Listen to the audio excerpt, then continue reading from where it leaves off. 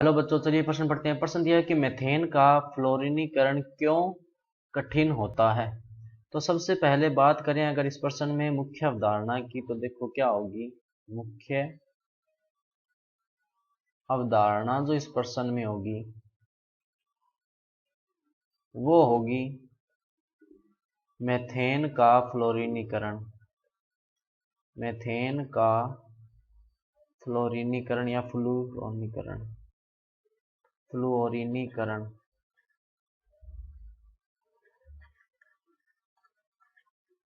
अब सबसे पहले अपने अभिक्रिया लिखते हैं कि क्या होती है। मीथेन का सूत्र क्या होता है, CH4 फ्लोरीन मान लो F2 हो गई।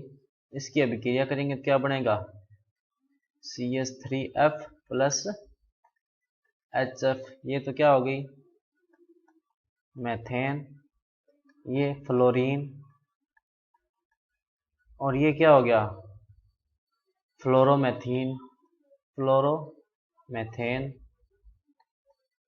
और ये हाइड्रोजन फ्लोराइड हो गया। अब देखो होता क्या है कि ये जो अभिक्रिया हो रही है, एक नंबर जो अभिक्रिया मान लो उपयुक्त अभिक्रिया है, कि यह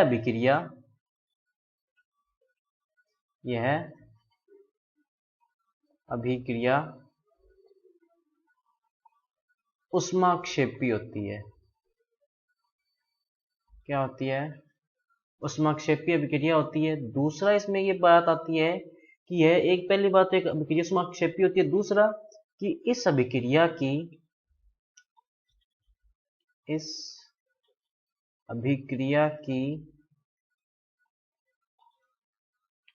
सक्रियण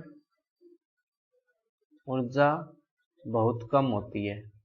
कहने का मतलब इस अभिक्रिया को होने के लिए बहुत ही कम ऊर्जा की आवश्यकता होती है, ऊर्जा बहुत कम होती है।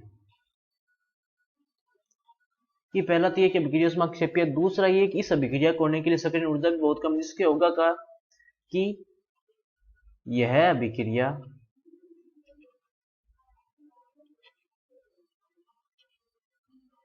एक बार प्रारंभ होने के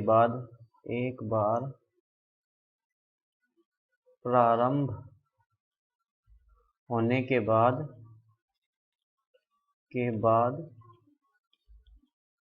तेजी से आगे बढ़ती है।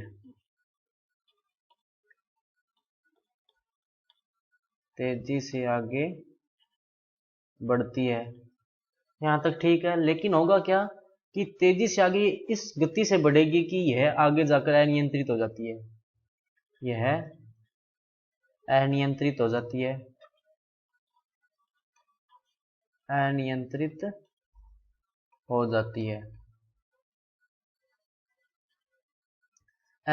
हो जाती है, जिससे अंततः अभिक्रिया विस्फोटक हो जाती है।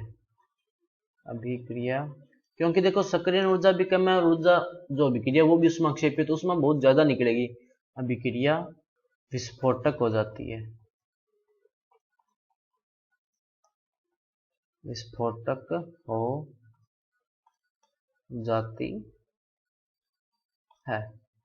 और दूसरा इसका कारण अपनी ये होता है कि ये जो अभिक्रिया होती है मुक्त मूलक क्रिया विधि से होता है।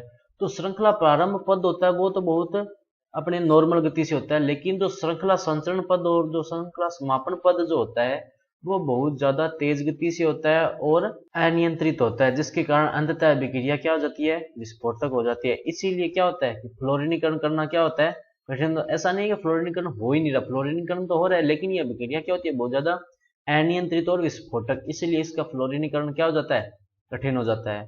तो बच्चों ये था आपका उत्तर। मैं आशा करता हूँ आपको समझ में आया होगा। धन्यवाद।